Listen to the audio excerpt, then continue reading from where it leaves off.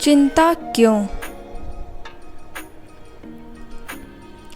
फिकीर सबन को खा गई, फिकीर ही सबका पीर। फिकीर का फाका करे, ताका नाम फकीर। सद्गुरु कबीर साहब कहते हैं, संसार परिवर्तनशील है। यहाँ की संपूर्ण वस्तुओं का अणु अणु समय, परिस्थिति, शरीर इत्यादि सभी परिवर्तनशील है। सभी में द्रुतता से गति हो रही है।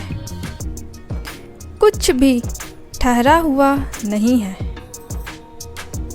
प्रति क्षण सभी नाश की ओर दौड़ रहे हैं। काल से उत्पन्न यह सब कुछ इतनी तेजी से हो रहा है कि आंखें इसे ठीक से देख भी नहीं पाती।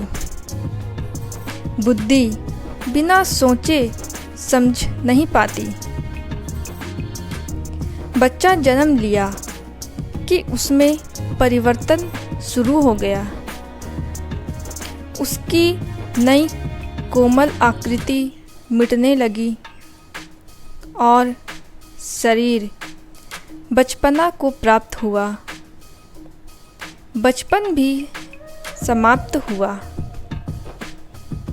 समाप्त होना इसलिए कहा गया कि एक के मिटे बिना, हटे बिना दूसरा उस स्थान को ले ही नहीं सकता।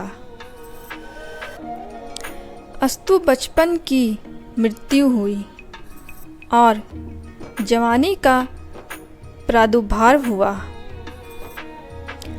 जवानी भी मर गई और शरीर बुढ़ापा को प्राप्त हुआ। गंभीरता से विचार करने पर स्पष्ट परिलक्षित होता है कि जो वस्तु परिवर्तनशील है उसका नाश भी निश्चित है।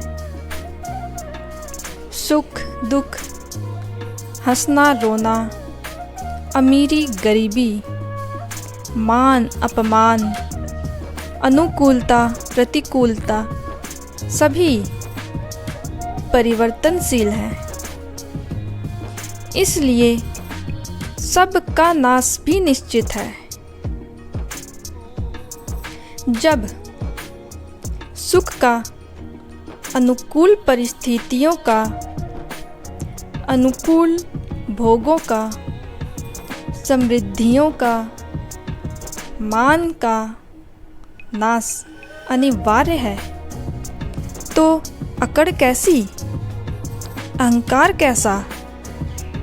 उसी प्रकार जब दुख का, अपमान का, प्रतिकूल परिस्थितियों का, कष्ट, तनाव इत्यादि सबों का नाश निश्चित है, तो फिर घबराहट कैसी